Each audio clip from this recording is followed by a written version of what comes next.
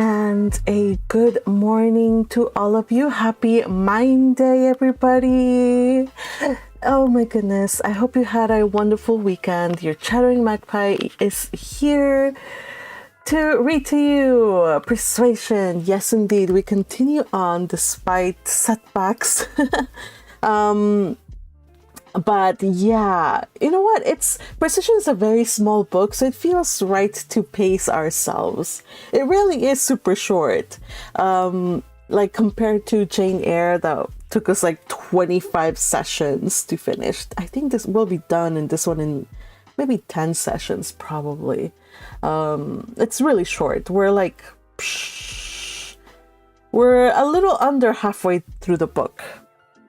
I mean, maybe like a third. So, how are you, everybody? Happy to see you all here today. Welcome, welcome, welcome.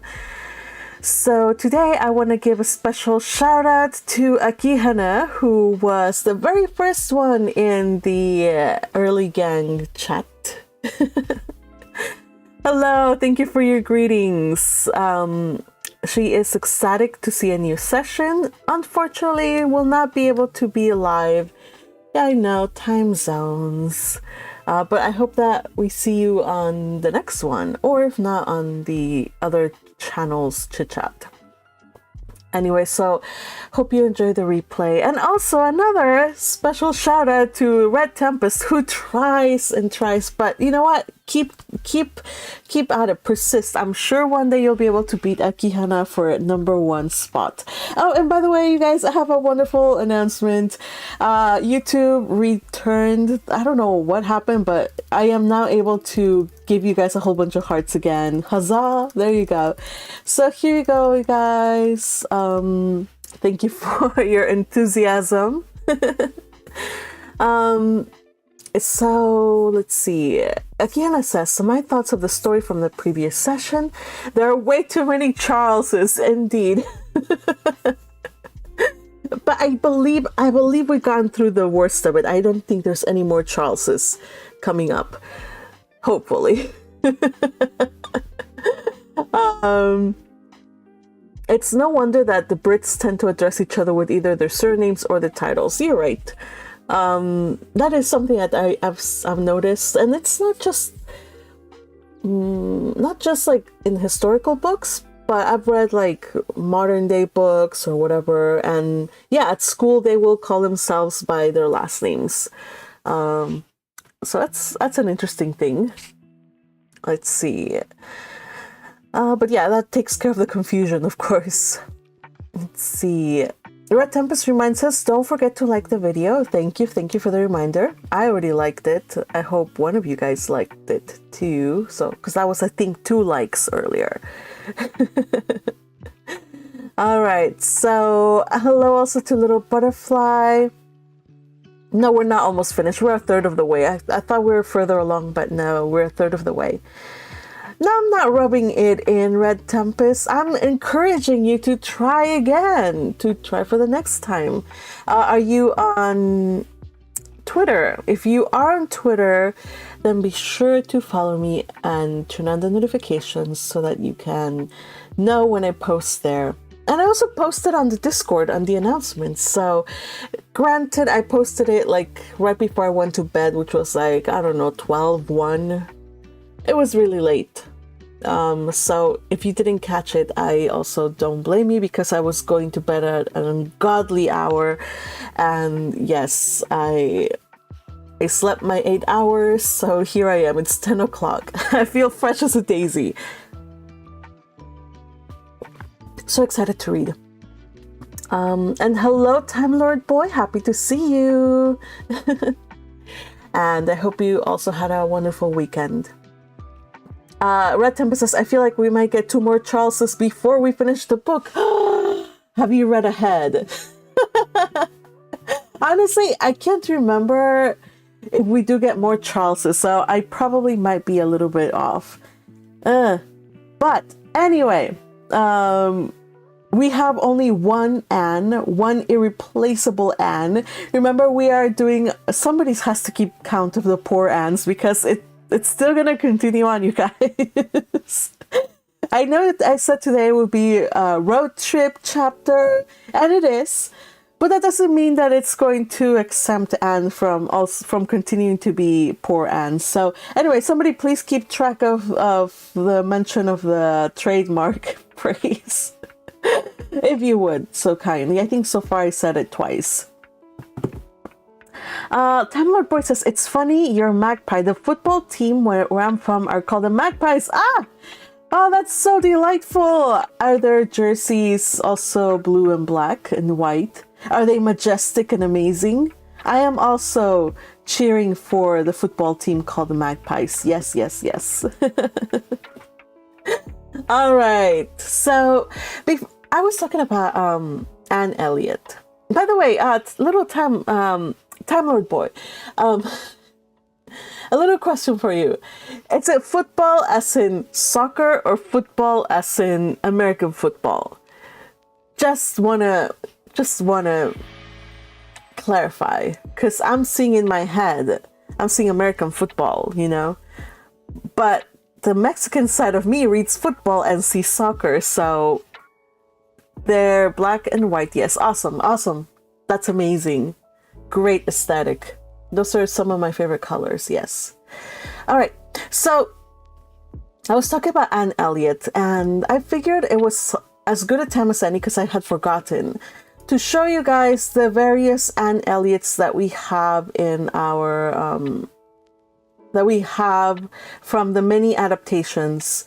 So we had an adaptation from 1995, I believe. And that one is, here we go. So the 1995 adaptation is this Anne. Yes. So her name, I believe, is, what is her name? Oh, I had it here somewhere. Where is her name? Amanda Root. Yes. So this is Amanda Root. She looks like that, but she's one of my favorite Annes. I think she might be my second favorite Anne. I mean, they're all really great Annes, just in different ways. So she does a stellar job being Anne Elliot. Let me see. So she's absolutely lovely. She really is. Then we have my favorite, which is this Anne Elliot, Sally Hawkins, I believe. Let me make it bigger. Sally Hawkins from the 2006 version, which is the one that I put Sally on the cover of all her Persuasion. She has a very soft demeanor as well, and what I like this one because the 2006 version was very atmospheric. And also in this version, she broke the fourth wall. She would stare into the camera, and it didn't feel like off. It didn't feel like weird. You did, like, you know, when actors look into the camera and break the fourth wall, like in it, like it just kind of takes you out of the story. But it didn't, because her performance was so beautiful. It was like, I'm with you, girl. I share your pain. And so, yes, so that's Anne Elliot, Sally Hawkins. And then we have, okay, so controversial take, we have Dakota, what's her last name? Johnson, yes, Dakota Johnson. Yeah, yes, she did play a very interesting Anne, and she got a lot of hate from the purists. But you know what? Okay, my official stance as a purist, I did not enjoy it. I thought it was a travesty, but looking at it as based on a Jane, because it said based on Persuasion, so it's not saying it's a remake, it's not saying it's an adaptation, it's just based on it. So if I put aside all of those qualms, the movie is still not good. I mean, the chemistry with their characters are still not good, but I could see that they had a good idea of where they were taking things. So if I take away the relationship between the leads, their chemistry, I was not a fan of Wentworth here. But if I take that away, it was still a very pretty movie. It had its moments. Would I recommend you watch it? Watch it after... Actually, I would probably recommend you watch it before you read the book, which is too late now because you're stuck reading the book with me. But you should still watch it just so you can say you did and so you can,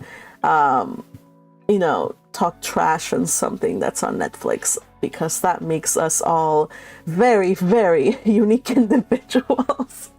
All right, everybody. So I am going to continue reading. I think that's enough chit chat. I don't know if you have seen any of these Anne Elliot adaptations. Be sure to let me know which one you like the most or what your thoughts are. Yes.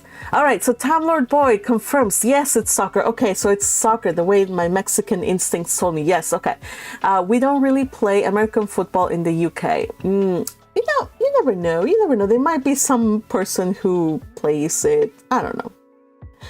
Though if you don't play it, I don't blame you, because I honestly don't understand American football. Like whenever there's there's a party, like the Rose Bowl or whatever, I just go and sit with the girls and munch on the snacks. That's what I do. And then when the guys cheer, I cheer and just sit with my friends, or well, when I used to have friends. This was when I was young and peppy and I went to Super Bowl parties, which I don't anymore. Because I'm too busy reading and watching anime. Anyway, so, but I did enjoy a good Super Bowl party, but I did not understand it. And I still don't understand a lot of sports, such as, for example, what's that game? Cricket. I don't understand cricket. I don't understand, what's the other one? Well, there's a lot of stuff I don't understand. There's one that's really big in the UK, and it's kind of like American football, but not. Rugby. Yes. So rugby, I don't understand, but I appreciate because I just do. Okay. So yes. So Little Butterfly is changing topics altogether. Little Butterfly says 2006 is my favorite. Mine too. I'm glad we agree on this. Red Tempest says, I was going to be surprised Magpies being a mascot for American football. Then again, we have Cardinals for American football team. Right. Time Lord Boy says that Netflix film was not liked by the fans. I know it was not liked by the fans. I still watched it. I very much enjoyed the soundtrack. The soundtrack made it onto my Spotify Wrapped. Okay, you guys, don't judge me, but I love the soundtrack and I listen to it over and over again. What's wrong with that version? It just doesn't stick true to the characters. I think that's the biggest gripe that we have. Like, chemistry, whatever, fine, the romance is one thing, but just Anne was not the Anne of that we know. So far, what are the three, if you could sum up Anne in 3 words, positive words, don't say like pushover or anything like that, 3 positive attributes to Anne, what would they be? I bet you that they weren't on Dakota Johnson's Anne. It's just the way that she was written. Red Tempest, yes, Mexican represented, yes. Press F in the chat for former friends. You know what? Yeah, you know what happens? I'll be the first to press the F.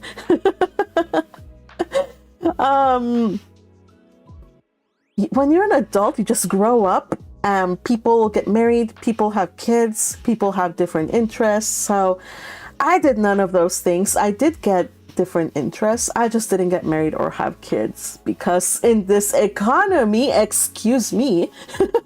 All right, so let's get this started. Let's read some more and more Persuasion. I am so glad that you are here. Rugby. Yes, rugby it's a good sport. I don't understand it either, but boy is it an interesting game to watch, if you know what I mean. All right.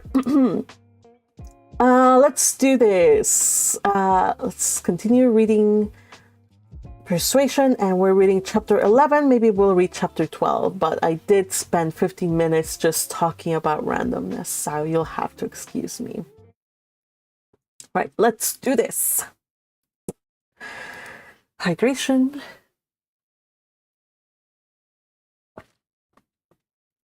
All right. The time now. Oh, TLDR. Anne is still with the Musgroves and her sister and Charles. She's still trying to live with the fact that Wentworth is here.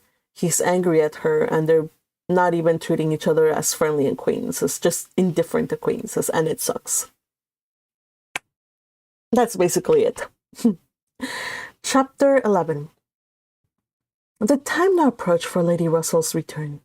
The day was even fixed, and Anne, being engaged to join her as soon as she was resettled, was looking forward to an early removal to Kellynch, and beginning to think how her own comfort was likely to be affected by it. It would place her in the same village with Captain Wentworth, within half a mile of him. They would have to frequent the same church, and there must be intercourse between the two families. This was against her. But on the other hand, he spent so much of his time at Uppercross that in removing thence she might be considered rather as leaving him behind than as going towards him. And upon the whole, she believed she must, on this interesting question, be the gainer, almost as certainly as in her change of domestic society, in leaving poor Mary for Lady Russell. She wished it might be possible for her to avoid ever seeing Captain Wentworth at the Hall. Those rooms had witnessed former meetings which would be brought too painfully before her. But she was yet more anxious for the possibility of Lady Russell and Captain Wentworth's never meeting anywhere. They did not like each other, and no renewal of acquaintance now could do any good. And were Lady Russell to see them together, she might think that he had too much self-possession, and she too little. These points formed her chief solicitude in anticipating her removal from Uppercross, where she felt she had been stationed quite long enough. Her usefulness to little Charles could always give some sweetness to the memory of her 2 months' visit there, but he was gaining strength apace, and she had nothing else to stay for. The conclusion of this visit, the conclusion of her visit, however, was diversified in a way which she had not at all imagined. Captain Wentworth, after being unseen and unheard of at Uppercross for 2 whole days, appeared again among them to justify himself by a relation of what had kept him away. A letter from his friend, Captain Harville, having found him out at last, had brought intelligence of Captain Harville's being settled with his family at Lyme for the winter, of their being, therefore, quite unknowingly, within 20 miles of each other. Captain Harville had never been in good health since a severe wound which he received 2 years before, and Captain Wentworth's anxiety to see him had determined him to go immediately to Lyme. He had been there for 24 hours. His acquittal was complete, his friendship warmly honored, a lively interest excited for his friend, and his description of the fine country about Lyme so feelingly attended to by the party that an earnest desire to see Lyme themselves, and a project for going thither, was the consequence. The young people were all wild to see Lyme. Captain Wentworth talked of going there again himself. It was only 17 miles from Uppercross, though November, the weather was by no means bad, and, in short, Louisa, who was the most eager of the eager, having formed the resolution to go, and besides the pleasure of doing as she liked, being now armed with the idea of merit in maintaining her own way, bore down all the wishes of her father and mother for putting it off till summer, and to Lyme they were to go, Charles, Mary, Anne, Henrietta, Louisa, and Captain Wentworth. The first heedless scheme had been to go in the morning and return that night, but to this Mr. Musgrove, for the sake of his horses, would not consent, and when it came to be rationally considered, a day in the middle of November would not leave much time for seeing a new place, after deducting 7 hours, as the nature of the country required, for going and returning. They were consequently to stay the night there, and not to be expected back till the next day's dinner. This was felt to be a considerable amendment, and though they all met at the great house at rather an early breakfast hour, and set off very punctually, it was so much past noon before the two carriages, Mr. Musgrove's coach in containing the four ladies, and Charles's curricle, in which he drove Captain Wentworth, were descending the long hill into Lyme, and entering upon the still steeper street of the town itself, that it was very evident they would not have more than time for looking about them before the light and warmth of the day were gone. Yes, that is the end of the road trip. All right. Yes. So continuing on. Oh, I see new comments. Red Tempest, USA for the Olympics. Hurrah, hurrah. Think Time Lord Boy says, think Anne Justin. Sorry, Anne Justin. Why did I say Anne Justin? Think Jane Austen and invented the thing, they hate each other, then they like each other kind of thing. Oh, the trope, enemies to lovers. I think well, maybe. I don't know if she was the very first one to write a novel that was enemies to lovers, or lovers to enemies in this case. But I'm sure she was one of the first ones that popularized the rom-com genre. And so this is one of the prime examples of using this trope. Yes, I give her great credit for it. If not for inventing it, for at least popularizing it. After securing accommodations and ordering a dinner at one of the inns, the next thing to be done was unquestionably to walk directly down to the sea. They were come too late in the year for any amusement or variety which Lyme, as a public place, might offer. The rooms were shut up, the lodgers almost all gone, scarcely any family but of the residents left, and, as there is nothing to admire in the buildings themselves, the remarkable situation of the town, the principal street almost hurrying into the water, the walk to the Cobb, skirting around the pleasant little bay which, in the season, is animated with bathing machines and company, the Cobb itself, its old wonders and improvements, with a very beautiful line of cliffs stretching out to the east of the town, are what the stranger's eyes will seek. And a very strange stranger it must be who does not see the charms in the immediate environs of Lyme, to make him wish to know it better. The scenes in its neighborhood, Charmouth, which, with its high grounds and extensive sweeps of country, and still more, its sweet retired bay, backed by dark cliffs, where fragments of low rock amongst the sands make it the happiest spot for watching the flow of the tide, for sitting in unwearying contemplation. The woody varieties of the cheerful village up Lyme, and above all Pinny, with its green chasms between romantic rocks, where the scattered forest trees and orchards of luxuriant growth declare that many a generation must have passed away since the first partial falling of the cliff prepared the ground for such a state, where a scene so wonderful and so lovely is exhibited, as may more than equal any of the resembling scenes of the famed Isle of Wight. These places must be visited and visited again to make the worth of Lyme understood.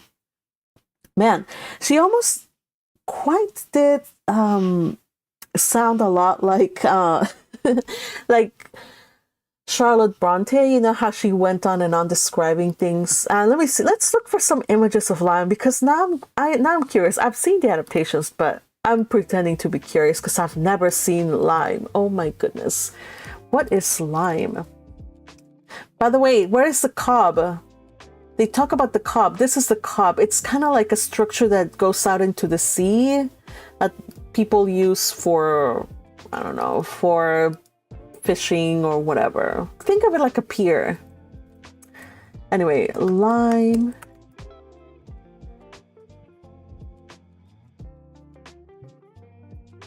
All right, so here we have some images of modern day Lyme. Maybe we should go into... Oh, here we go. So here's the Cobb. pictures of the Cobb. Let me click on the Jane Austen one and make sure there's no spoilers.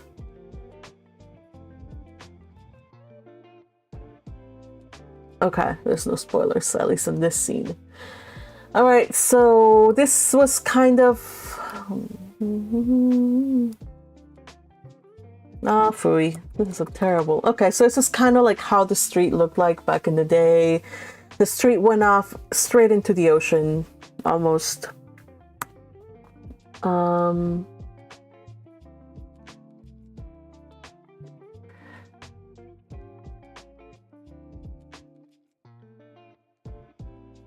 So it's a pretty picturesque place.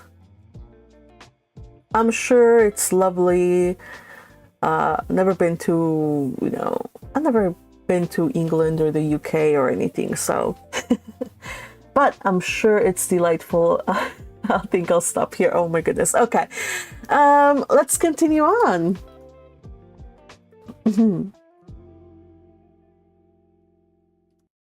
All right. Oh, Time Lord Boy says you've been there. Really? Oh goodness. Okay, so if you would like to share with us what your favorite part of there was, or what one should check out, you can share it if you want. You don't have to, but if you want. It's on my bucket list to go and do a Jane Austen pilgrimage, you guys. I am going to do it one day when I save up enough money. So, let's do this. The party from Uppercross, passing down by the now deserted and melancholy-looking rooms, and still descending, soon found themselves on the seashore, and lingering only, as all must linger and gaze on a first return to the sea, whoever deserved to look on it at all, proceeded towards the Cobb, equally their object in itself, and on Captain Wentworth's account, for in a small house, near the foot of an old pier of unknown date, where the Harvilles settled. Captain Wentworth turned in to call on his friend, the others walked on, and he was to join them on the Cobb. They were by no means tired of wondering and admiring, and not even Louisa seemed to feel that they had parted with Captain Wentworth long, when they saw him coming after them, with 3 companions, all well known already by description, to be Captain and Mrs. Harville and a Captain Benwick, who was staying with them.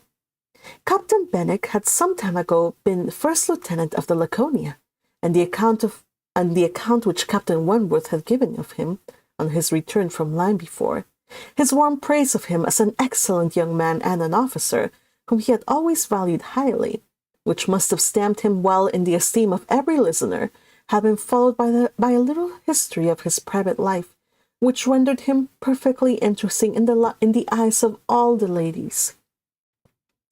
He had been engaged to Captain Harville's sister, and was now mourning her loss. They had been a year or 2 waiting for fortune and promotion. Fortune came, his prize money as lieutenant being great. Promotion, too, came at last. But Fanny Harville did not live to know it. She had died the preceding summer while he was at sea.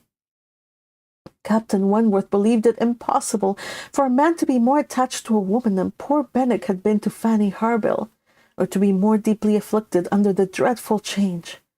He considered his disposition as of the sort which must suffer heavily, uniting very strong feelings with quiet, serious, and retiring manners, and a decided taste for reading and sedentary pursuits. To finish the interest of the story, the friendship between him and the Harvilles seemed, if possible, augmented by the event which closed all their views of alliance, and Captain Benwick was now living with them entirely. Captain Harville had taken his present house for half a year, his taste and his health and his fortune, all directing him to a residence inexpensive and by the sea, and the grandeur of the country and the retirement of Lyme in the winter appeared exactly adapted to Captain Benwick's state of mind. The sympathy and goodwill excited towards Captain Benwick was very great. And yet, said Anne to herself, as they now moved forward to meet the party, He has not, perhaps, a more sorrowing heart than I have. I cannot believe his prospects to be so blighted forever. He is younger than I am, younger in feeling if not in fact, younger as a man. He will rally again, and be happy with another." They all met and were introduced. Captain Harville was a tall, dark man with a sensible, benevolent countenance, a little lame, and from strong features and want of health, looking much older than Captain Wentworth. Captain Benwick looked, and was, the youngest of the three, and compared with either of them, a little man. He had a pleasing face and a melancholy air, just as he ought to have, and drew back from conversation. Captain Harville, though not equaling Captain Wentworth in manners, was a perfect gentleman, unaffected, warm, and obliging. Mrs. Harville, a degree less polished than her husband, seemed, however, to have the same good feelings, and nothing could be more pleasant than their desire of considering the whole party as friends of their own, because the friends of Captain Wentworth, or more kindly hospitable than their entreaties, for all their promising to dine with them. The dinner, already ordered at the inn, was at last, though unwillingly, accepted as an excuse. But they seemed almost hurt that Captain Wentworth should have brought any such party to Lyme without considering as a thing of course that they should dine with them. There was so much attachment to Captain Wentworth in all this, and such a bewitching charm in a degree of hospitality so uncommon, so unlike the usual style of give-and-take invitations and dinners of formality and display, that Anne felt her spirits not likely to be benefited by an increasing acquaintance among his brother officers. She's like, these are such good people. I don't want to get attached to them because, no, it's not good for me to get attached to Wentworth's friends. These would have been all my friends, was her thought. Yep, poor Anne, and she had to struggle against a great tendency to lowness. I mean, how many friends does Anne have, you guys? Let's count them on one hand. She has Lady Russell.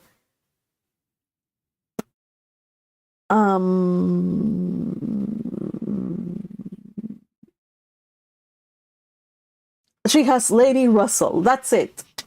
That's the only friends she has, really. The others are her sisters or family by marriage, but none of them really take an interest in Anne or her opinion or her well-being. So, yeah, it's a shame. So, yeah. On quitting the Cobb, they all went indoors with their new friends and found rooms so small as none but those who invite from the heart could think capable of accommodating so many. Anne had a moment's astonishment on the subject itself. Remember, Captain Harville is renting a really inexpensive house. It's a tiny house, a very humble place. But like I always say, where there is love, a little hut is better than a huge old mansion where there's no love. I'm sorry, it's the truth. Better to live in a hut with love. So yes, Anne had a moment's astonishment on the subject herself, but it was soon lost in the pleasanter feelings which sprang from the sight of all the ingenious contrivances and nice arrangements of Captain Harville to turn the actual space to the best possible account, to supply the deficiencies of lodging-house furniture, and defend the windows and doors against the winter storms to be expected.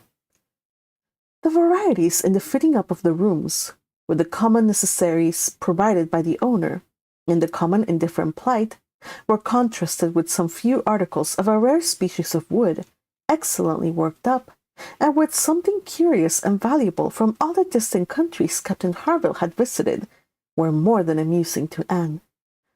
Connected, as it all was, with his profession, the fruit of his labors, the effect of its influence on his habits, the picture of repose and domestic happiness it presented, made it to her as something more or less than gratification.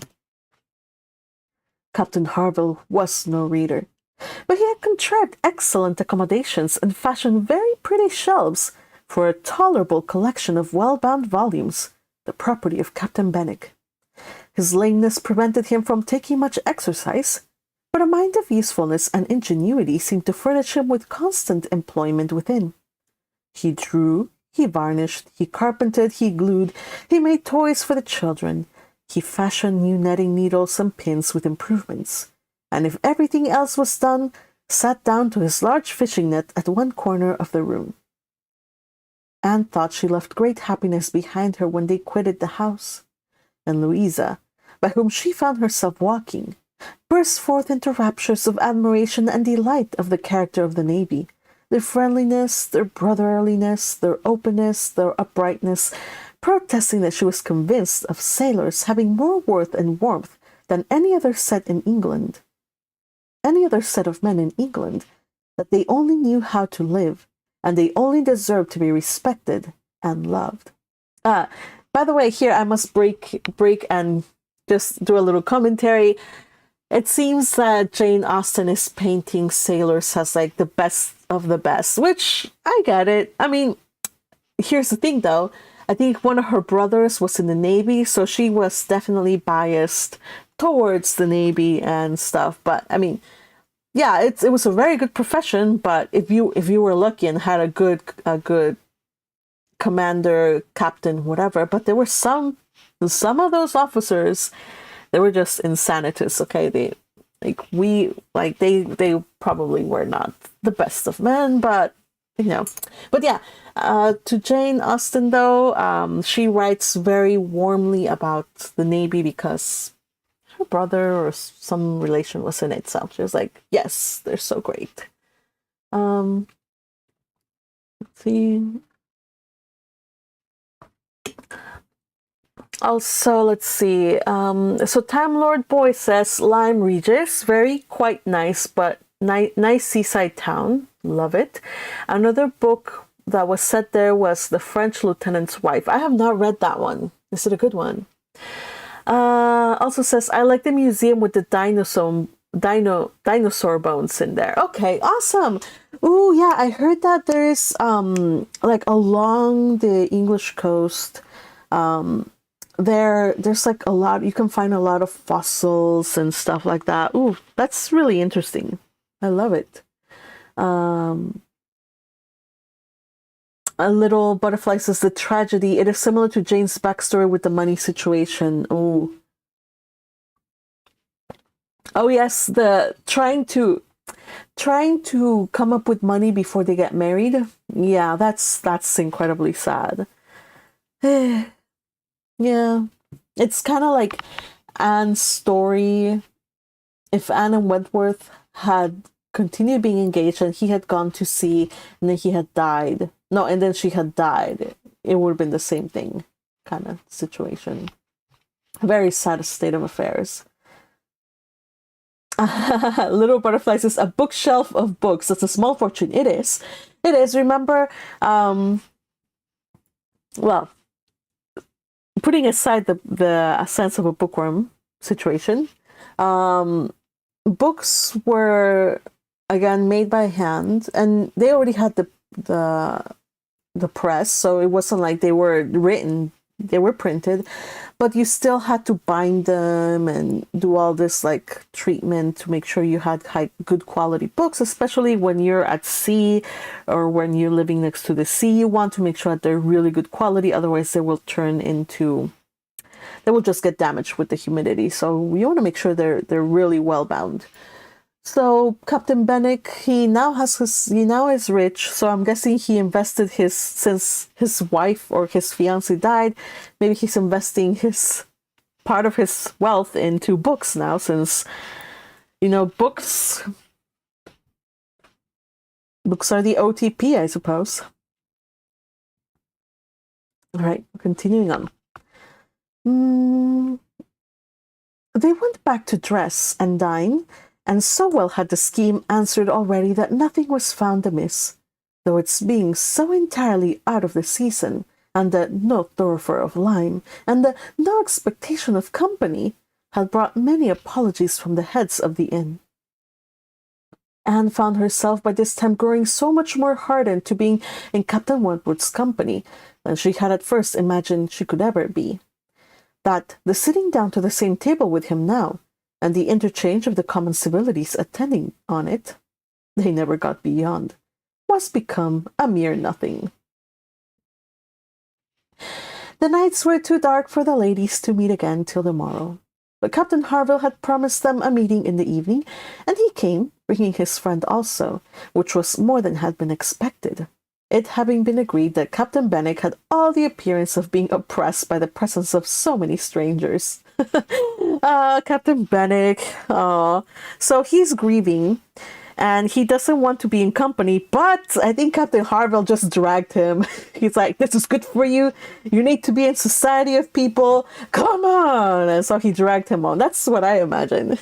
He ventured among them again, however, though his spirits certainly did not seem fit for the mirth of the party in general. While Captains Wentworth and Harville led the talk on one side of the room, and by recurring to former days, supplied anecdotes in abundance to occupy and entertain the others, it fell to Anne's lot to be placed rather apart with Captain Benwick, and a very good impulse of her nature obliged her to begin an acquaintance with him.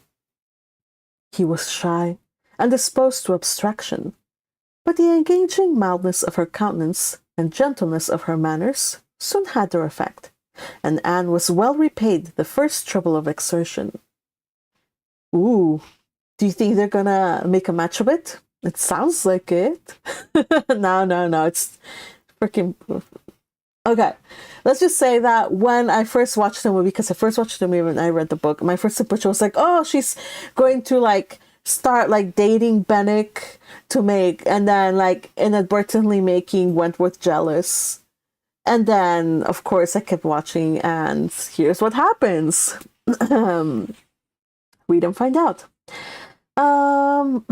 He was evidently a young man of considerable taste in reading, though principally in poetry, and besides the persuasion of having given him at least an evening's indulgence of the discussion of subjects which his usual companions had probably no concern in, she had the hope of being of real use to him in some suggestions as to the duty and benefit of struggling against affliction, which had naturally grown out of their conversation.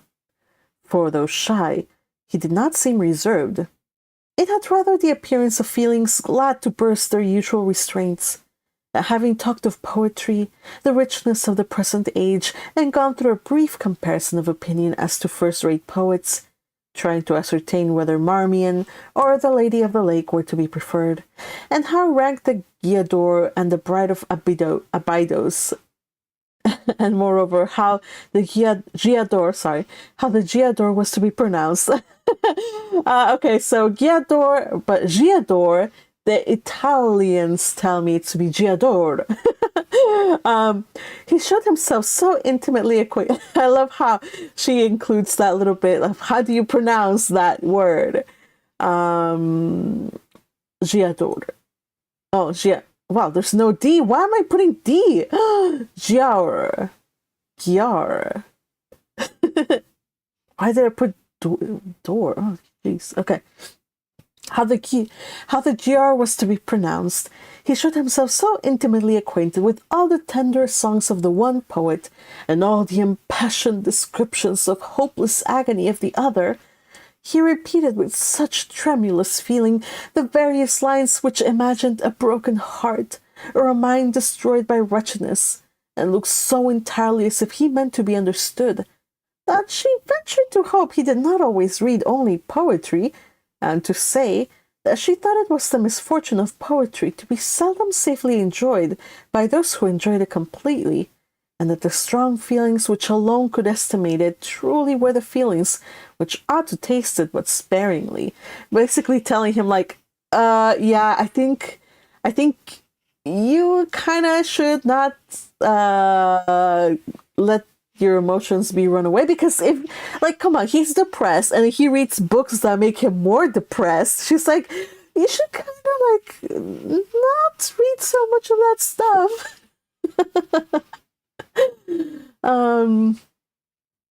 His looks showing him not pained, but pleased with this solution to his situation, she was emboldened to go on, and feeling in herself the right of seniority of mind, she ventured to recommend a larger allowance of prose in his daily study, and on being requested to particularize, mentioned such works of our best moralists, such collections of the finest letters, such memoirs of characters of worth and suffering, as occurred to her at the moment, as calculated to rouse and fortify the mind by the highest precepts and the strongest examples of moral and religious endurances.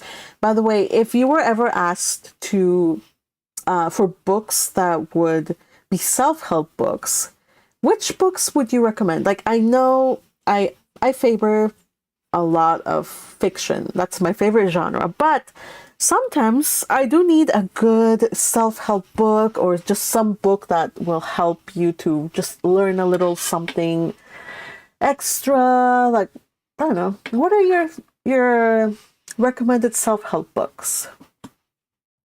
I actually like one.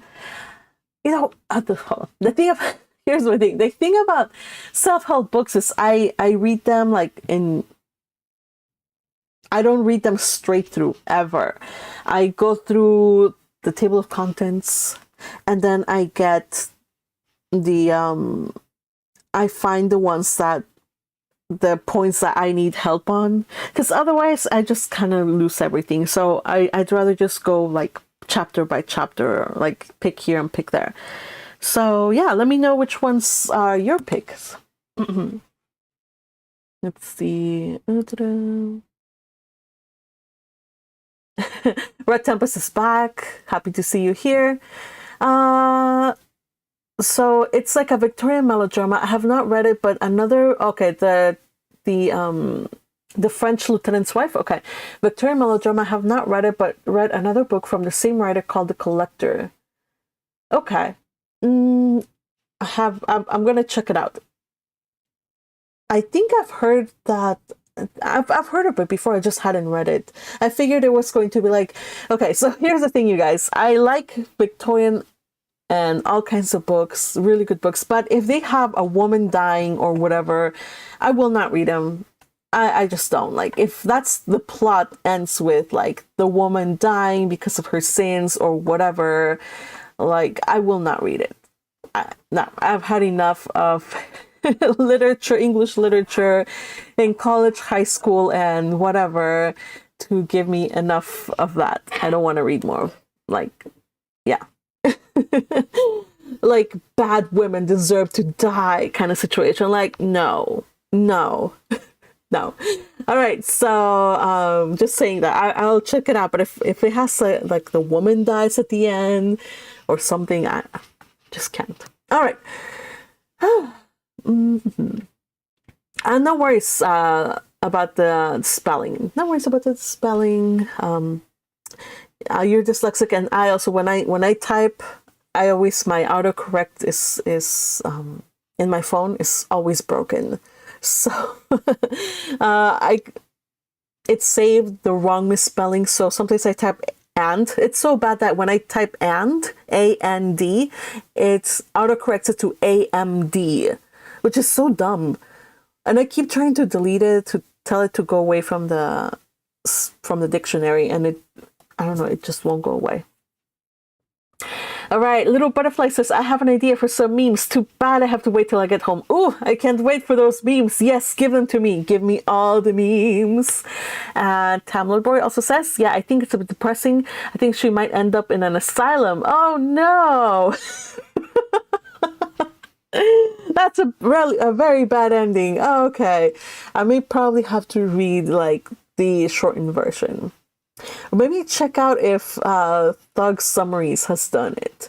You guys know this? There's this YouTube channel. It's basically like this gangster type summarizing it. Does a really good job. So probably we'll see if they have it. Red Tempest says, goodbye, everyone. I need to get Kane's food for lunch with some coworkers today. So long, farewell, auf Wiedersehen, goodbye. Goodbye, enjoy your lunch. Take care. And enjoy. We're almost done with the chapter. God, Captain Benwick listened attentively and seemed grateful for the interest implied, and though with a shake of the head and sighs which declared his little faith in the efficacy of any books on grief like his, noted down the names of those she recommended, and promised to procure and read them.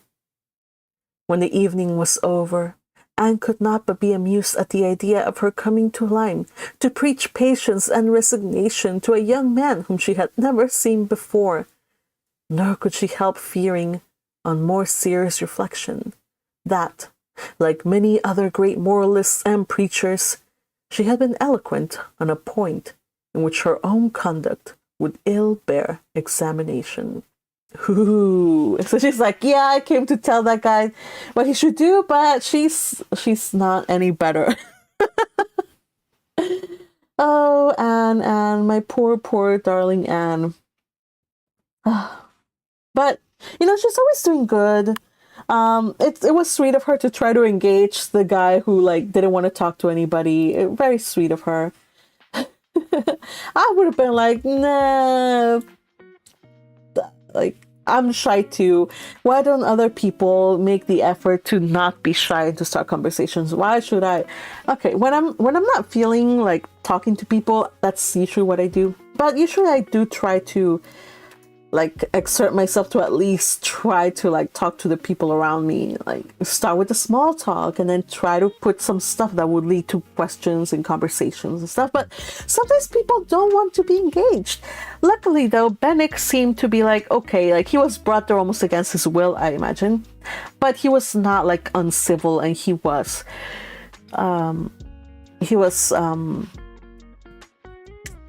did end up having, benefiting from the evening at least. All right, so let's see the next chapter. Let me just check how long it is. All right, so we'll do next chapter because okay, it's 10 pages. Yeah, I think we should be fine. 10 pages. All right. Let's continue on, chapter 12.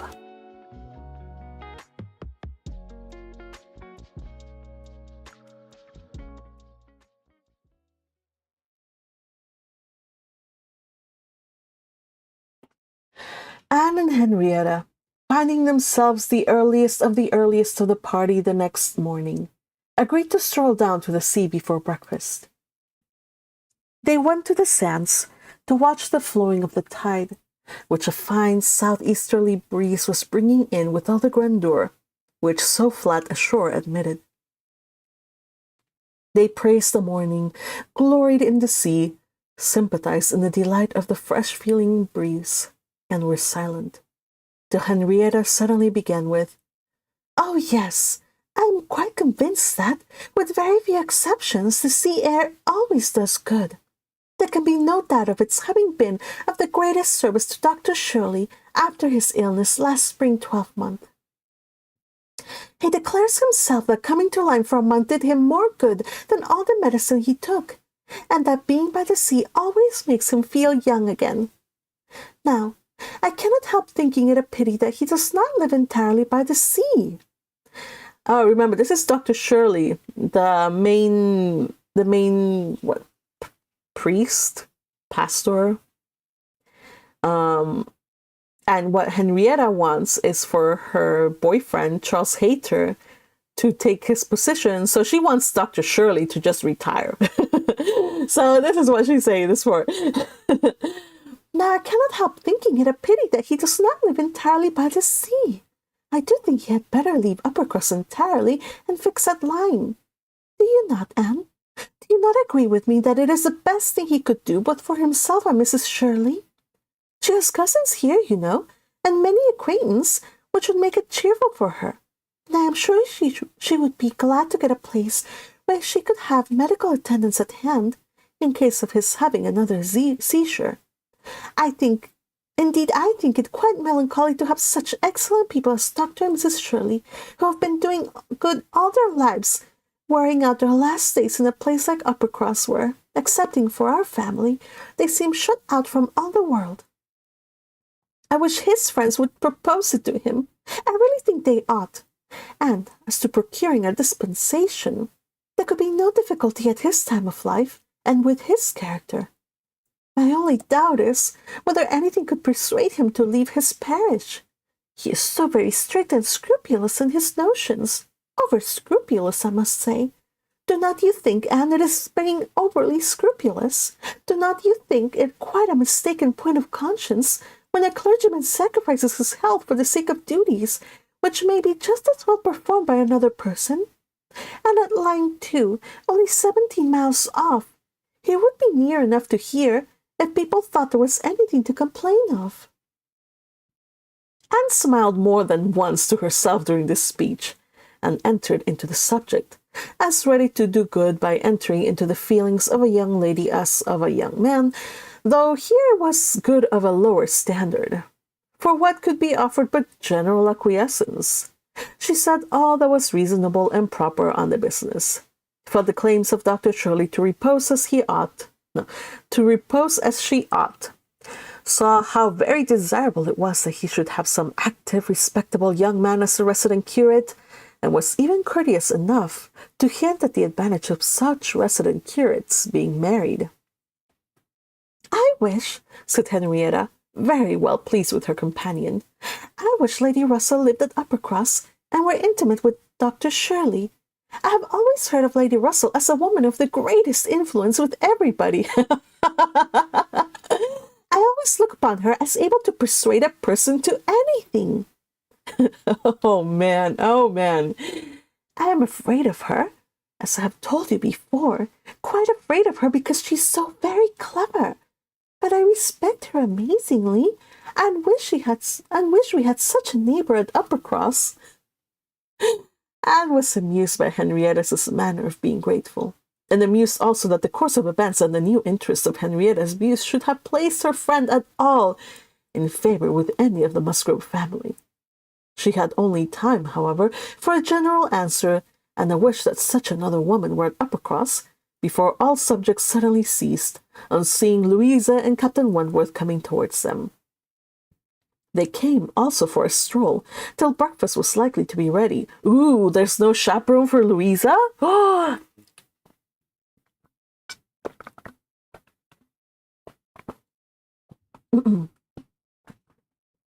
But Louisa, recollecting immediately afterwards that she had something to procure at a shop, invited them all to go back with her into town.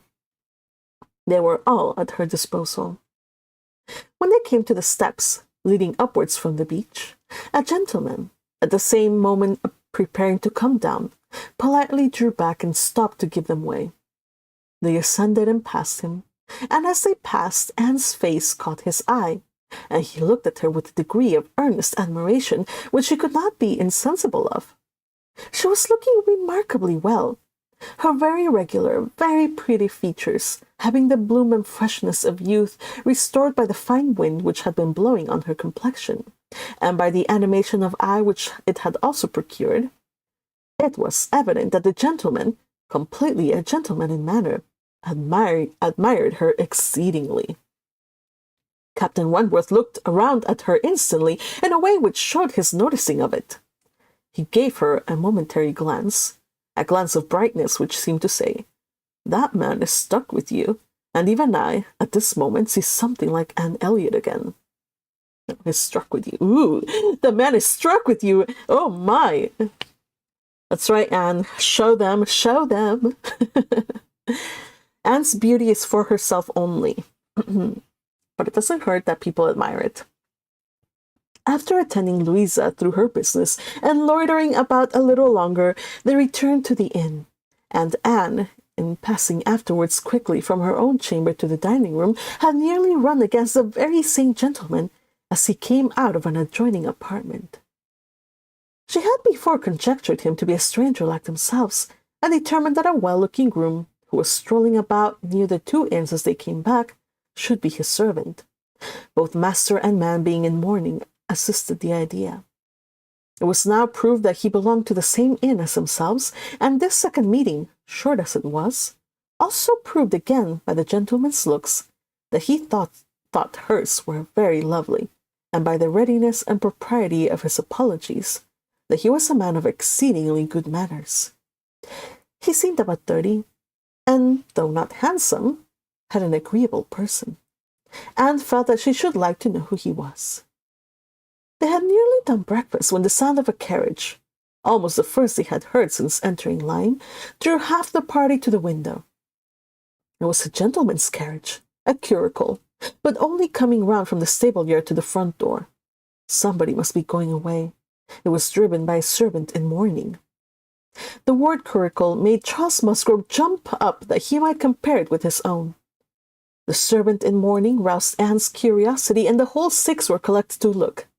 By the time the owner of the curricle was to be seen issuing from the door amidst the bows and civilities of the household, and taking his seat to drive off. "Ah!" cried Captain Wentworth instantly, and with half a glance at Anne. "It is the very man we passed." The Miss Musgroves agreed to it, and having all kindly watched him as far up the hill as they could, they returned to the breakfast table. The waiter came to the room soon afterwards. "Pray," said Captain Wentworth immediately, "can you tell us the name of the gentleman who is just gone away?" "Yes, sir, Mr. Elliot, a gentleman of large fortune, came in last night from Sidmouth. Dare say you heard the carriage, sir, while you were at dinner, and going on now for, oh my goodness, is these names, and going on now for Crookern, and going on now for Crookern, and his way to Bath and London." Elliot! Many had looked on each other, and many had repeated the name, before all this had been got through, even by the smart rapidity of a waiter. "Bless me!" cried Mary. "It must be our cousin. It must be our Mr. Elliot. It must indeed. Charles, Anne, must not it? In mourning, you see, just as Mr. Elliot must be. How extraordinary! In the very same inn with us. Anne, must not it be our Mr. Elliot, my father's next heir? Pray, sir," turning to the waiter, "did you not hear? Did not his servant say whether he belonged to the Kellynch family?" "No, ma'am. He did not mention no particular family, but he said his master was a very rich gentleman, and would be a baronet some day." "There, you see," cried Mary in an ecstasy, "just as I said, heir to Sir Walter Elliot. I was sure that would come out if it was so. Depend upon it, that is a circumstance which his servants take care to publish wherever he goes. But, Anne, only conceive how extraordinary! I wish I had looked at him more. Ah, I wish we had been aware in time who it was, that we might have been introduced to us. Oh, that he might have been introduced to us. Oh, what a pity we should not have been introduced to each other. Do you think he had the Elliot countenance? I hardly looked at him. I was looking at the horses. But I think he had something of the Elliot countenance. I wonder the arms did not strike me.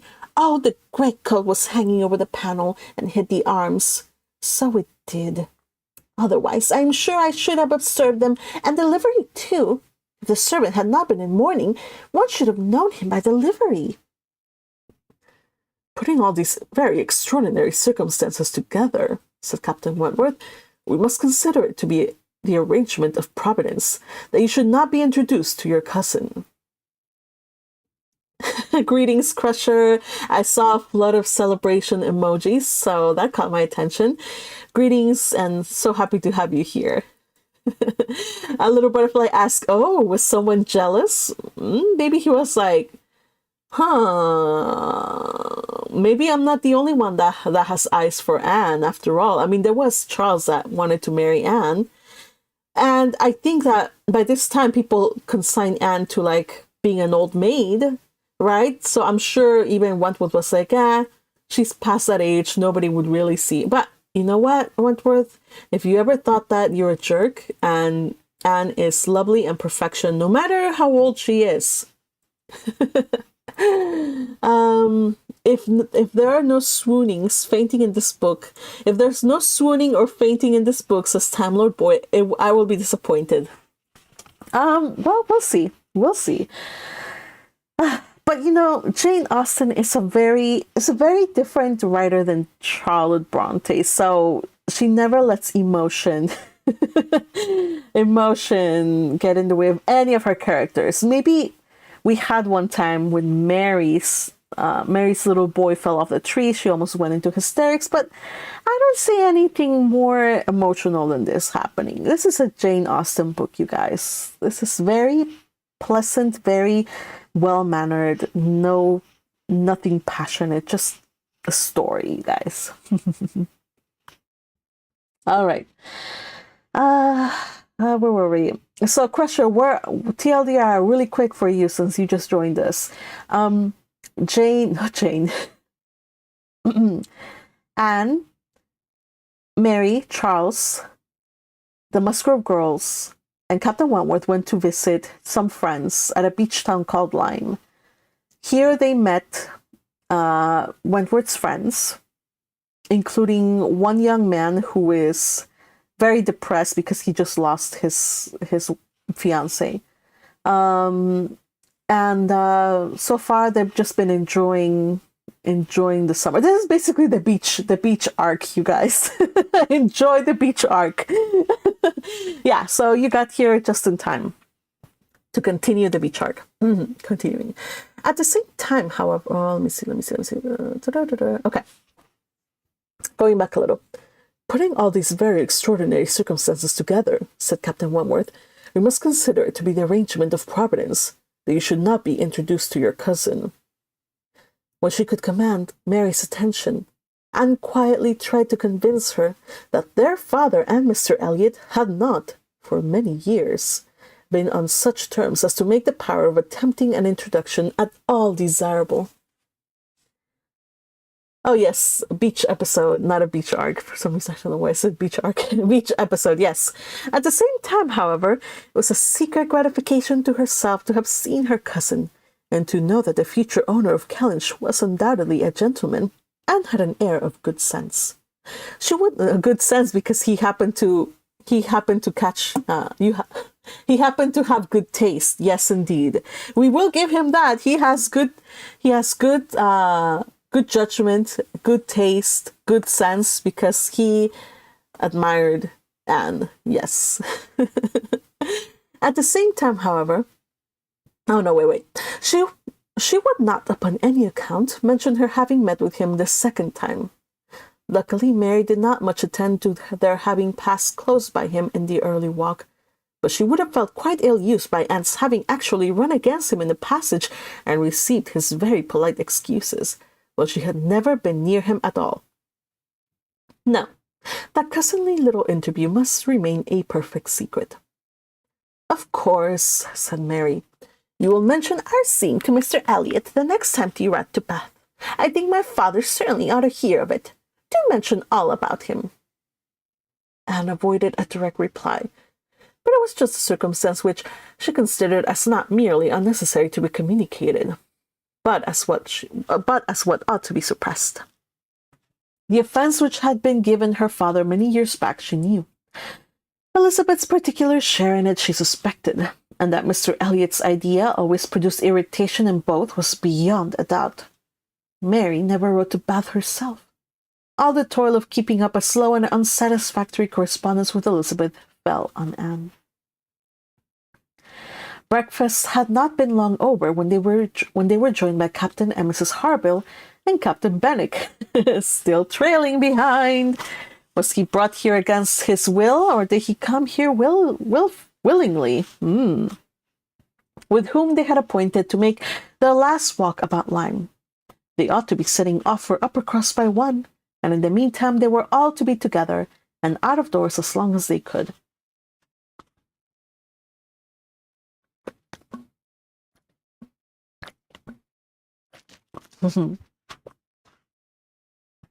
Anne found Captain Benwick getting near her as soon as they were all fairly in the street. Oh, so maybe he didn't come here against his will.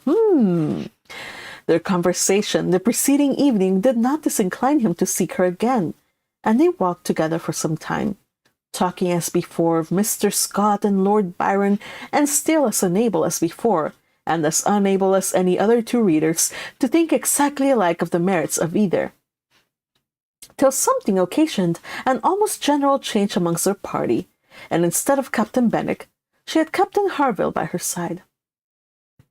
"Miss Elliot," said he, speaking rather low, "you have done a good deed in making that poor fellow talk so much.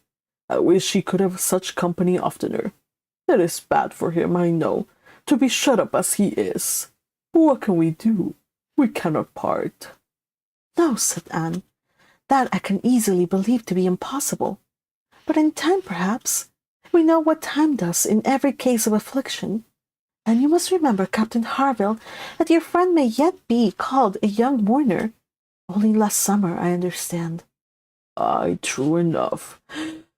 Oh, only June." "And not known to him, perhaps, so soon."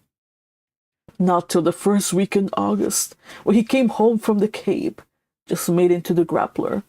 I was at Plymouth dreading to hear of him. He sent in letters, but the Grappler was under orders for Portsmouth. There the news must follow him. But who was I to tell it? Not I. I would as soon have been run up the yardarm. Nobody could do it but that good fellow," pointing to Captain Wentworth.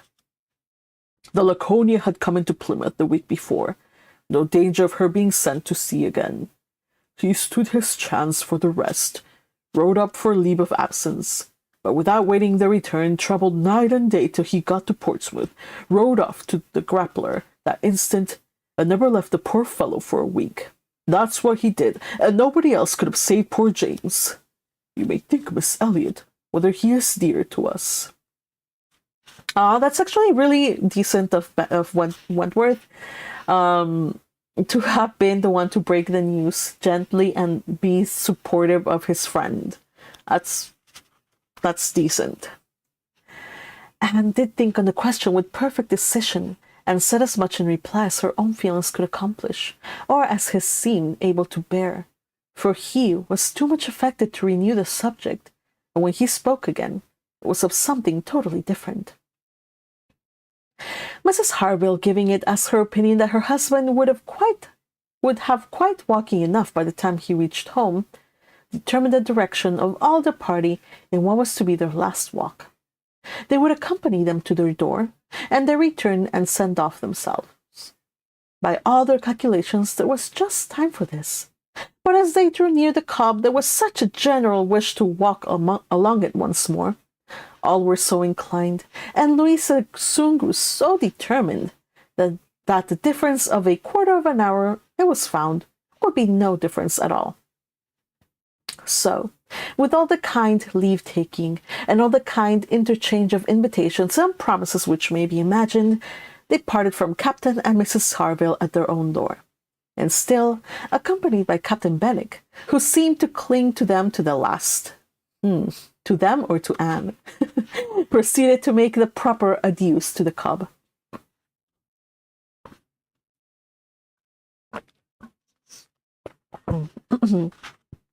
Anne found Captain Benwick again drawing near her. You know what? I don't think it has anything to do with romantic thing. I think she's the only person who is able to understand, or at least listen, maybe not able to understand, but at least listen to him. And they also have the same taste in poetry, or at least is the one person who seems well read and balanced enough to like not be also taken away into depths of despair by his sadness. So they won't get depressed together. She actually tries to like encourage him. So I get it. There's that kind of like attraction. But I don't think it's, anyway, I don't know. What do you guys think? Do you guys think he was liking her already, or what? We'll see. Anne found Captain Benwick again drawing near her. Lord Byron's dark blue seas could not fail of being brought forward by their present view, and she gladly gave him all her attention as long as attention was possible. It was soon drawn, perforce, another way. There was too much wind to make the high part of the new Cobb pleasant for the ladies, and they agreed to get down the steps to the lower, and all were contented to pass quietly and carefully down the steep flight. Excepting Louisa. She must be jumped down them by Captain Wentworth. In all their walks, he had to jump her from the stiles. So basically she jumped from a great height and he caught her in the air. So she liked that. In other walks, he had to do that for her. The sensation was delightful to her. The hardness of the pavement for her feet made him less willing upon the present occasion. He did it, however. She was safely down, and instantly, to show her enjoyment, ran up the steps to be jumped down again. He advised her against it, thought the jar too great, but no. He reasoned and talked in vain. She smiled and said, "I am determined, I will." He put out his hands. She was too precipitate by half a second, and she fell on the pavement on the lower cob and was taken up lifeless. There was no wound, no blood, no visible bruise, but her eyes were closed. She breathed not. Her face was like death, the horror of that moment to all who stood around. Captain Wentworth, who had caught her up, knelt with her in his arms, looking on her face as pallid as her own, in an agony of silence. "She is dead! She is dead!" screamed Mary, catching hold of her husband and contributing with his own horror to make him immovable. And in another moment Henrietta, sinking under the conviction, lost her senses too, and would have fallen on the steps but for Captain Benwick and Anne, who caught and supported her between them. "Is there no one to help me?" were the first words which burst forth from Captain Wentworth in a tone of despair, and as if all his own strength were gone. Go to him, cried Anne. "For heaven's sake, go to him. I can support her myself. Leave me and go to him. Rub her hands, rub her temples. Here are salts, take them, take them." Captain Benwick obeyed, and Charles at the same moment disentangling himself from his wife. They were both with him. And Louisa was raised up and supported more firmly between them, and everything was done that Anne had prompted. But in vain. Captain Wentworth, staggering against the wall for his support, exclaimed in the bitterest agony, "Oh God, her father and mother!" "A surgeon!" said Anne. He caught the word. It seemed to rouse him at once, and saying only, "True, true, a surgeon, this instant," was darting away when Anne eagerly suggested, "Captain Benwick! Would it not be better for Captain Benwick? He knows where a surgeon is to be found." Everyone capable of thinking felt the advantage of the idea, and in a moment, it was all done in rapid moments, Captain Benwick had resigned the poor corpse-like figure entirely to the brothers' care, and was off for the town with the utmost rapidity. As to the wretched party left behind, it could scarcely be said which of the three, who were completely rational, was suffering most. Captain Wentworth, Anne, or Charles, who, really a very affectionate brother, hung over Louisa with sobs of grief, and could only turn his eyes from one sister to see the other in a state as insensible, or to witness the hysterical agitations of his wife, calling on him for help, which he could not give. Oh, Mary, Mary, Mary. I'm sorry, you guys. And attending. That's two faintings, Time Lord Boyd. Two faintings. Louisa fainted. Henrietta fainted. I told you, Crusher, this really is the beach episode. Oh, man. Anne, attending with all the strength and zeal and thought which instinct supplied, to Henrietta, still tried at intervals to suggest comfort to the others, tried to quiet Mary, to animate Charles, to assuage the feelings of Captain Wentworth. Both seemed to look to her for directions. "Anne, Anne," cried Charles, "what is to be done next? What in heaven's name is to be done next?" Captain Wentworth's eyes also turned towards her. "Had she not be better carried to the inn?" "Yes, I am sure. Carry her gently to the inn." "Yes, yes, to the inn," replied Captain Wentworth, comparatively collected and eager to be doing something. "I will carry her myself. Musgrove, take care of the others." By the time the report of the accident had spread among the workmen and boatmen about the cob, and many were collected near them, to be useful and wanted, if wanted, at any rate, or to enjoy the sight of a dead young lady, nay, 2 dead young ladies, for it proved twice as fine as the first report. To some of the best looking of these good people Henrietta was consigned for, though partially revived, she was quite helpless. And in this manner, and walking by her side, and Charles attending to his wife, they set forward, treading back with feelings unutterable, the ground which so lately, so very lately, and so light of heart they had passed along. They were not off the Cobb before the Harbills met them. Captain Benwick had been seen flying by their house with a countenance which showed something to be wrong, and they had set off immediately, informed and directed as they passed toward the spot. Shocked as Captain Harbill was, he brought senses and nerves that could be instantly useful, and a look between him and his wife decided what was to be done. She must be taken to their house. All must go to their house, and await the surgeon's arrival there. They would not listen to scruples. He was obeyed. They were all beneath his roof, and while Louisa, under Mrs. Harbill's direction, was conveyed upstairs and given possession of her own bed, assistance, cordials, restoratives were supplied by her husband to all who needed them. Ah, so good to have a family of people who care.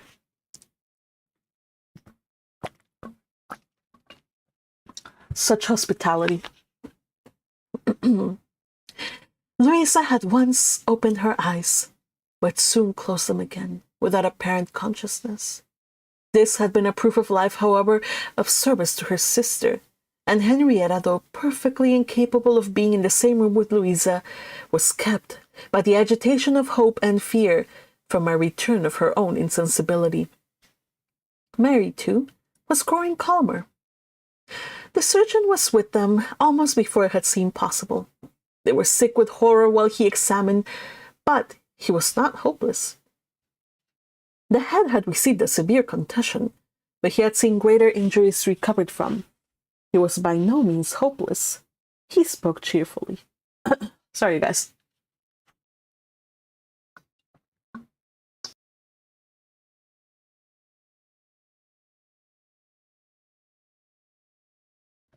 I don't know, my throat is a little drier than usual today. Okay, where were we? He spoke cheerfully.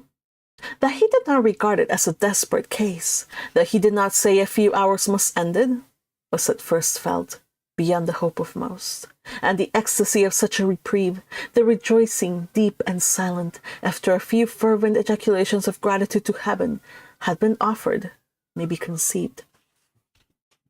The tone, the look with which "thank God" was uttered by Captain Wentworth, Anne was sure could never be forgotten by her, nor the sight of him afterwards as he sat near a table, leaning over it with folded arms and face concealed, as if overpowered by the various feelings of his soul, and trying by prayer and reflection to calm them. Louisa's limbs had escaped. There was no injury but to the head. It now became necessary for the party to consider what was best to be done as to their general situation. They were not able to speak to each other and consult. That Louisa must remain where she was, however distressing to her friends to be involving the Harbills in such trouble, did not admit a doubt. Her removal was impossible.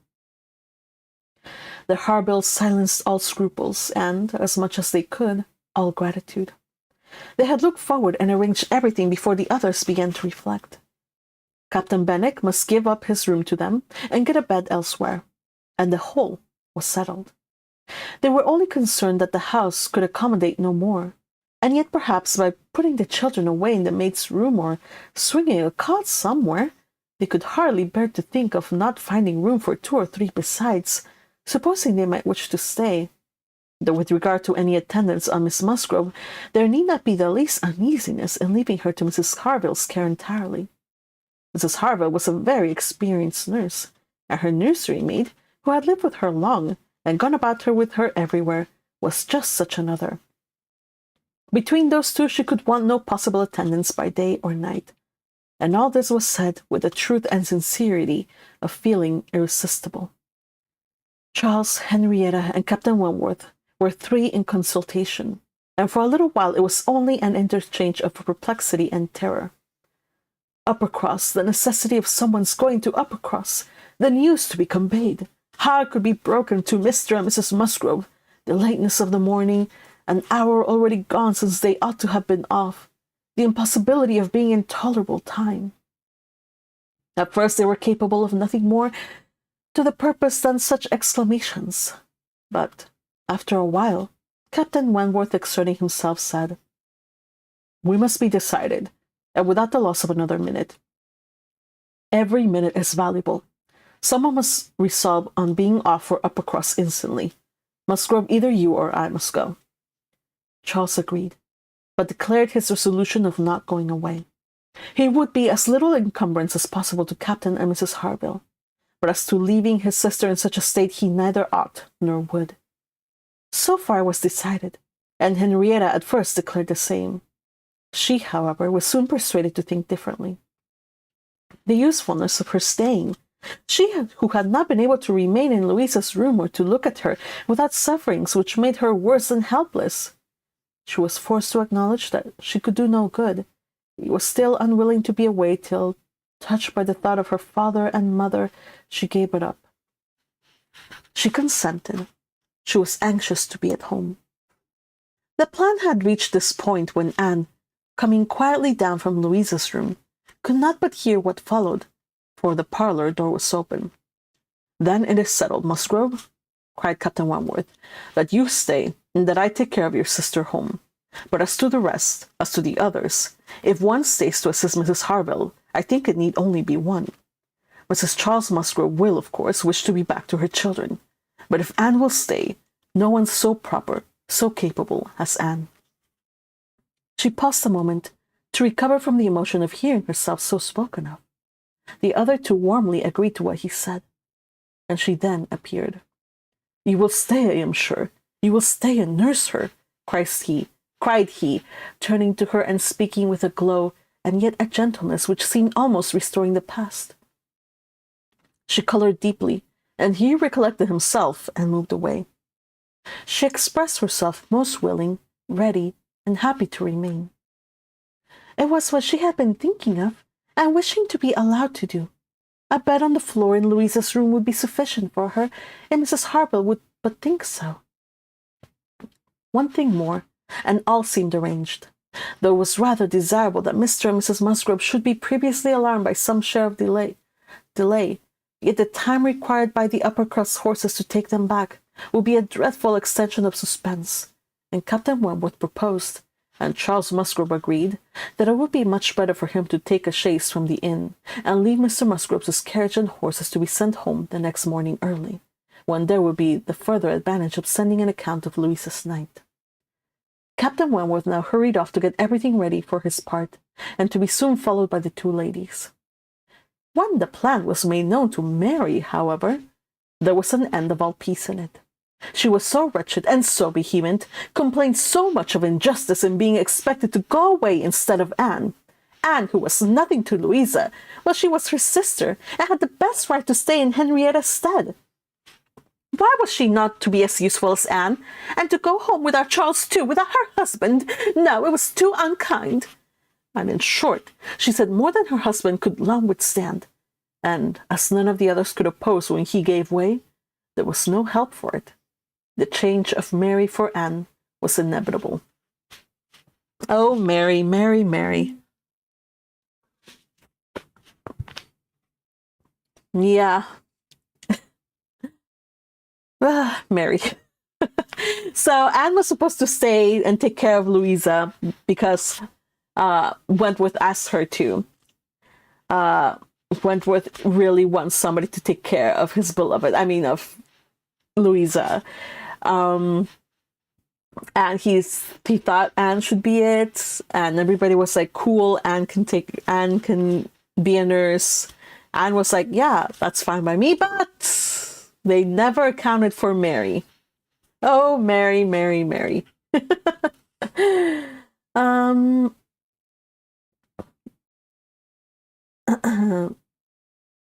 Let's see. Oh, I see a lot of comments. I'll read them in a little bit. Let me just finish the chapter. We're almost done.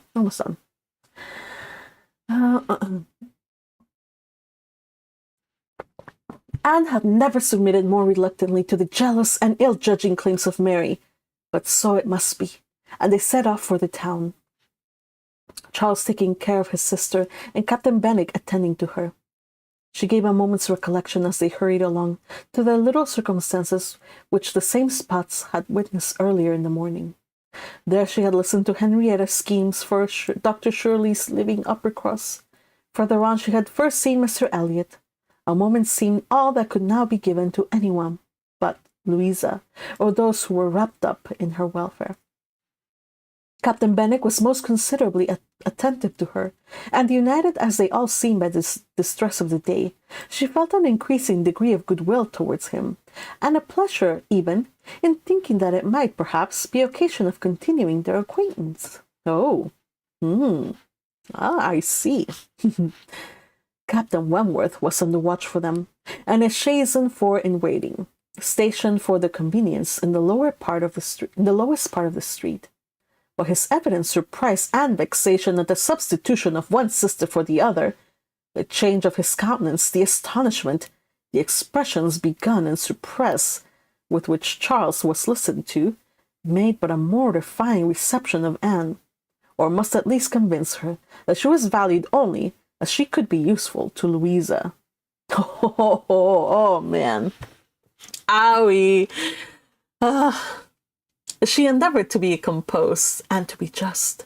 Without emulating the feelings of an Emma towards her Henry, she would have attended on Louisa with a zeal above the common claims of regard, for his sake, and she hoped he would not long be so unjust as to suppose she would shrink unnecessarily from the office of a friend. In the meanwhile, she was in the carriage. So, all these misconceptions. People talk to each other.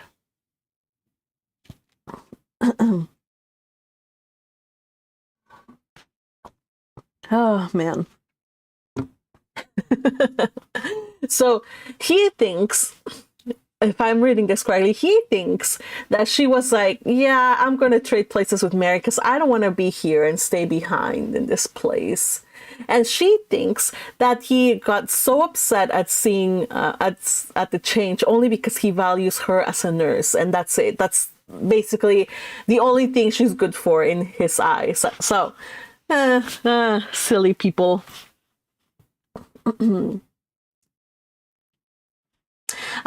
Time Lord kind of missed a bit because of cleaning. Where are they at? So right now, in the beach episode, we had Louisa jumping off the cob steps. You guys remember I showed you the cob? What's the cob? This cob. Oh, I can now safely show you the picture. She opened it. Oh, man. So she jumped from these steps onto the floor. I love this illustration. She jumped up. She became unconscious. Everybody went into hysterics. Basically, so now that's the end of a happy party. A happy little vacation came to an abrupt end, with Louisa, like a fool, jumping from the steps because she is determined and she has some stupid idea that if she's stubborn and just to get what she wants, then that's something that Wentworth will admire. Here's another image of this part. The horror of the moment to all who stood around. Okay, so that's where we are at. So now Anne was supposed to have stayed to help nurse Louisa, because Louisa right now is her head. She got a really bad concussion. She hasn't recovered consciousness, so she's gonna be nursing her. But Mary decided, like, no, it's not fair. Why should Anne be the one to stay? Anne is not related to Louisa. Am I not as proper a helpful person as Anne? I don't want to leave. So now they had to switch.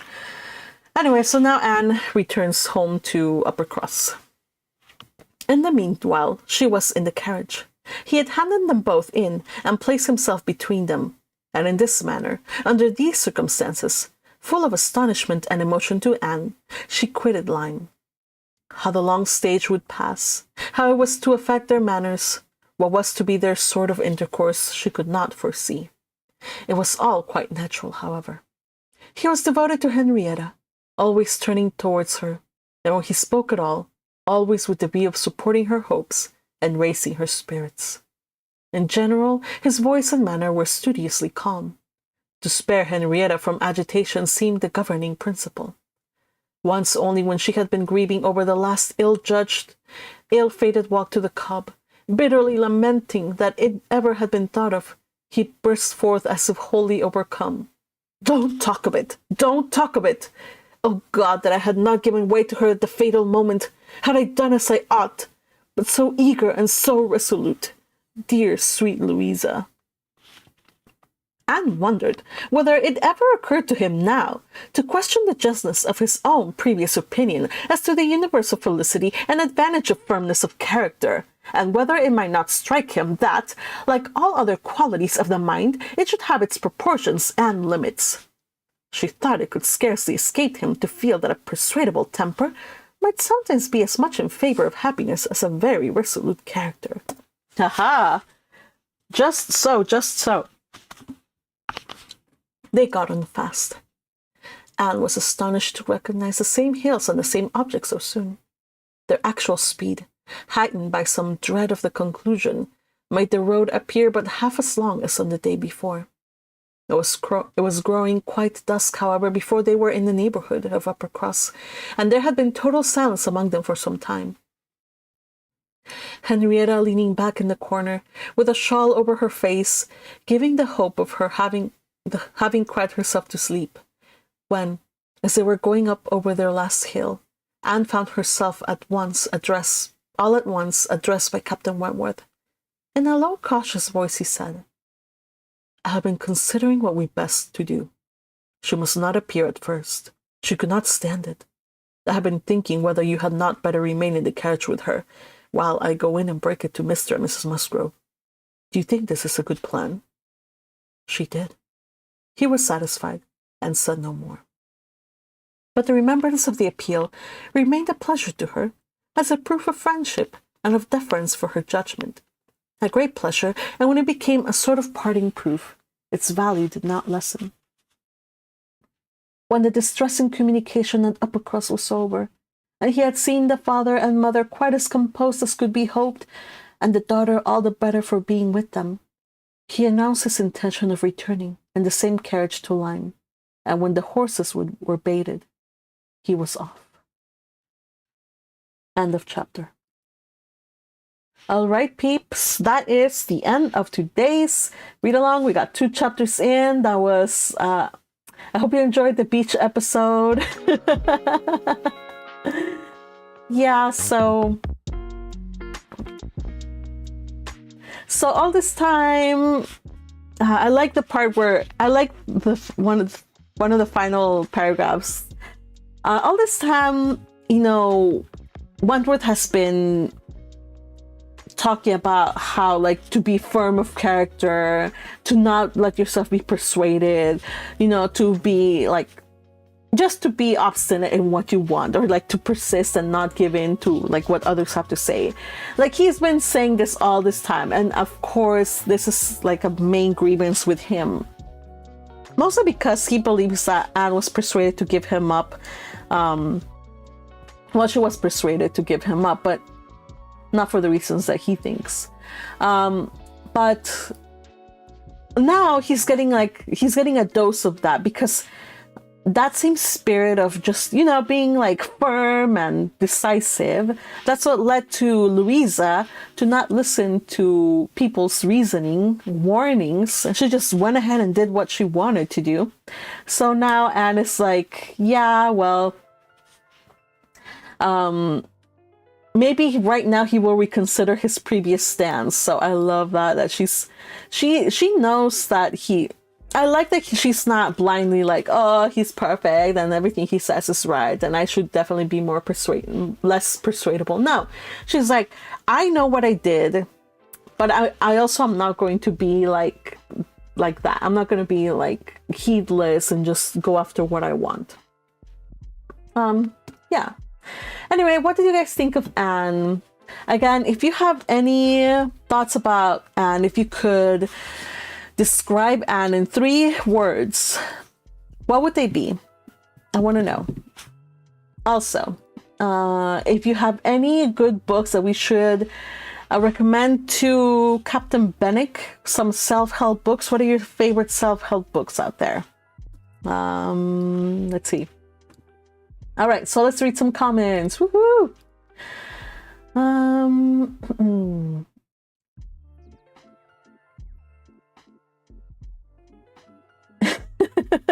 Yeah, I know, Crusher. The beach episode turned out to be a little bit different than we expected, right?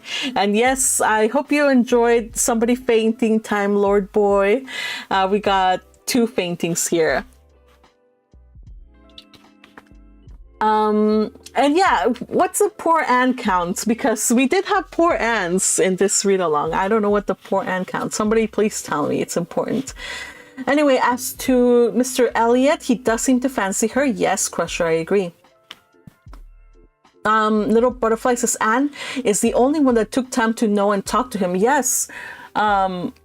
To Captain Bennick. Yes, yes. So Crusher also, I think you're talking about Bennick. Yeah, he does seem to fancy her.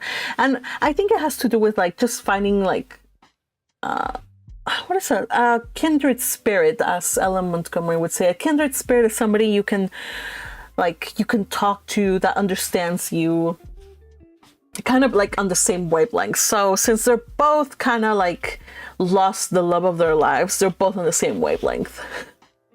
Okay, so unfortunately though, the Bennick and ship is right now stranded because Louisa happened to have made a scene, and now whatever goodbyes there could have been said no longer. I don't know, maybe they're gonna write to each other. Who knows how this Bennick and relationship will continue to grow, if it grows. Mary stops screaming and says noodles, dumplings, kimchi. Yeah, well, okay, so Time Lord Boy also seems to agree that Bennick is fancying, and yeah, it reads like it. Little Butterfly says first aid with Anne. Yeah, so Anne is the type who, like, people have long said like, oh, Anne is like weak and she doesn't have a spine and she's just a pushover. Whatever, you guys. Anne is a strong lady. Like, she's a good one. She's a solid. If I could have an Anne in my circle of friends, I would be very, very happy. Anne, darling, be my friend. I know you have no friends except for Lady Russell.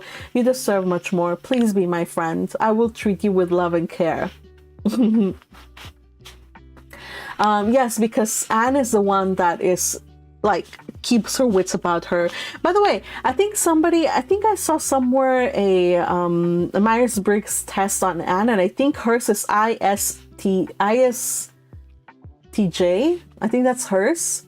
I'm like, man, that's exactly the opposite of me. I am INFP. So I definitely need an Anne in my life. Like, we're both introverts.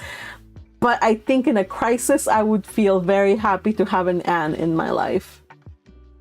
Because I would be the one that faints and... Well, actually, let me see. I'd probably not faint. I wouldn't faint. But I would at least be shocked and just kind of like, whoa. It would take me a little bit of time. And I would not be able to give orders to people when in a crisis. I would just be able to basically take care of myself. And then try to help whoever's in charge. Yeah, I'd be that person. Yeah, the 2 dead young ladies, right? In happening. Now, Time Lord Boyd says women used to faint because of the corsets in those days. Though I know that's a bit of a myth. You know, maybe yes, maybe no. I mean, there were some. I don't think they used to corset them so much in this era, because they didn't have to show their waist. If we see the fashion of the day, it was called the Empire waist. So the waist was right under the breasts, and it just fell down. So there was no need to like do a cinched waist. There was absolutely no need to really tighten those laces like in the Victorian era. But you know, it was still maybe for consider that this is a time and place where people didn't have movies. There was no movies, there was no nothing to make yourself kind of like you know, after you watch a lot of like gore and violence, you kind of like, it loses its shock value, kind of a little bit, right? So you can watch a movie and not be distressed when you see like some horrible murdering going on.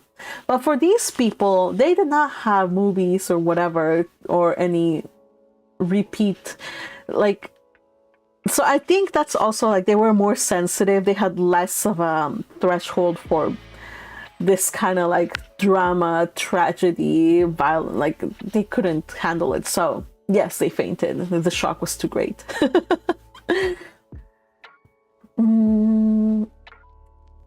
Two dead young ladies. Yeah, that was my favorite part. When just the general chaos going on. Let's see. Yes, we need smelling salts. Smelling salts. Let's see. Smelling salts, says noodles, dumplings, kimchi, are kind of toxic, so crazy to realize they're being used even to this day. So they're like ammonium salts, right? Yeah, and those are awful, awful, awful. Noodles, dumplings, kimchi says, mix agua fresca with tea to wet your throat, Magpie. I'm drinking water. I don't know.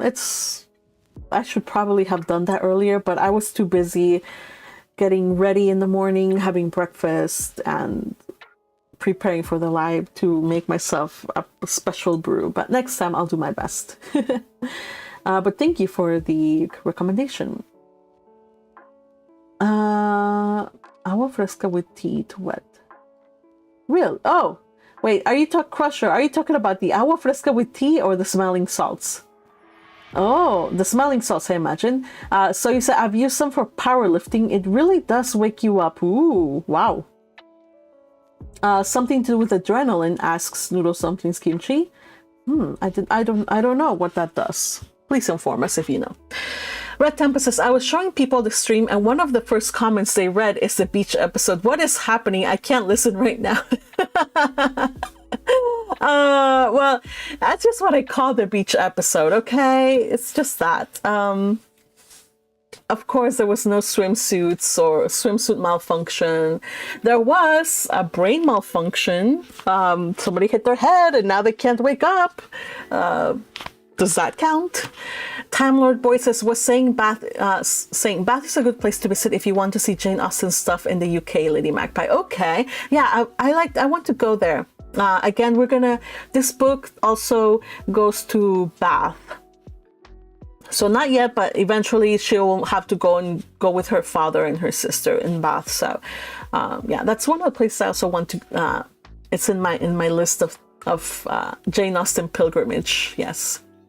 That and visiting the sites for where they filmed Pride and Prejudice. I think it's called Chatsworth House. Yes, so thank you. I will definitely keep that in mind. And you know what?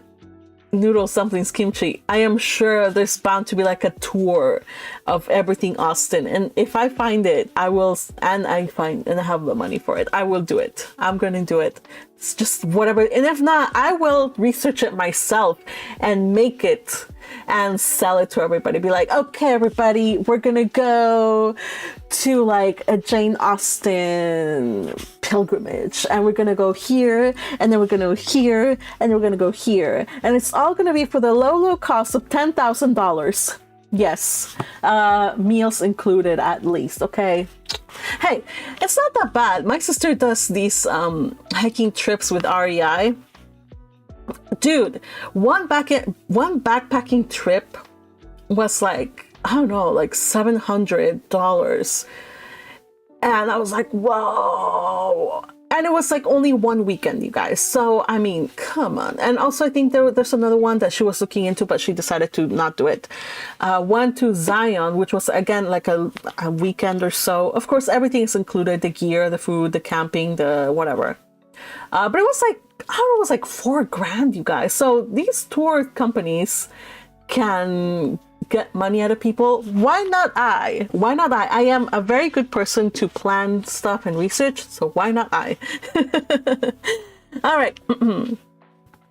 Yes, Roman Batson Bath. That's where the name comes from. Oh yes, noodles, dumplings, kimchi. Oh, Mary, quite contrary. I wanted to say that. Mary, quite contrary. How does your garden grow? Time Lord Boy says, kind of missed a bit because of cleaning. Hope you caught up now. Time Lord Boy also asks, was Jane Austen mocking the idea of women fainting in melodramas, do you think? I think so. I think a little bit.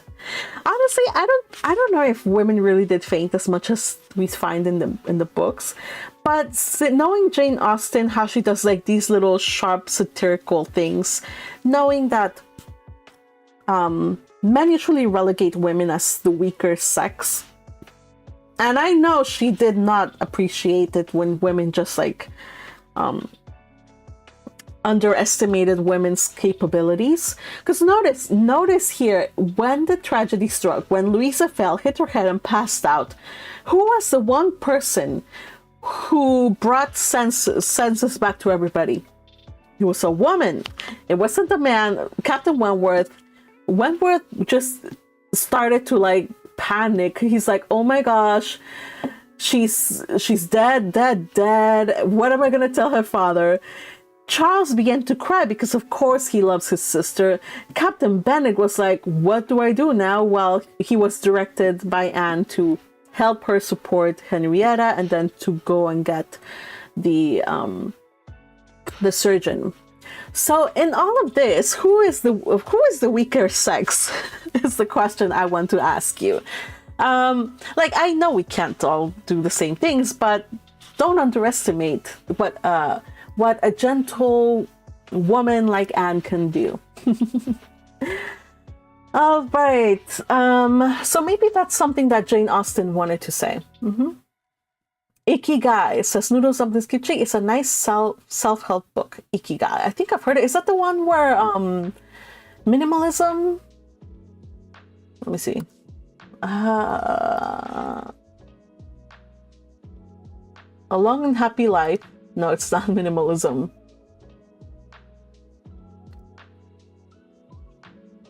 Let's see.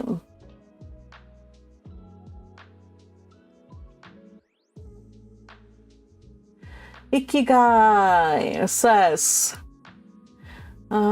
this Japanese secret to a long and happy life. According to a Japanese, everyone has an ikigai, reason for living, and according to the residents of every Japanese village with the world's longest living people, finding it is the key to a happier and longer life. Having a strong sense of ikigai, where what you love, what you're good at, what you can get paid for, and what the world needs all overlap, means that each day is infused with meaning. It's the reason we get up in the morning. Ooh, that's a good one. I like it. Ooh. Now the trick, though, is how to get a job where you can continue to be ikigai, especially when you've already gone to college and you have obligations and stuff. It's a pursuit. It's a pursuit for sure. Happiness is a lifelong pursuit. That's a good way of putting it. So thank you for the recommendation. Let's see what else. Anne, Little Butterfly says, Anne is sensible more than anyone else in her family. Yeah, and I would dare to venture more than most people in this book too. Let's see. Little Butterfly says, trips with Magpie sounds like fun. It could be a Discord thing. Wouldn't that be fun? I would love to do a trip with people. And then maybe one day we could swing to Germany to see where printing press began and see some publishing museum or printing press museum or something. That would be fun. All right, now I'm not going to live stream a trip. I don't have the money for it, you guys, unfortunately. I am just a regular person. Until my yacht fund increases a little bit more, I cannot go to travel abroad, sadly.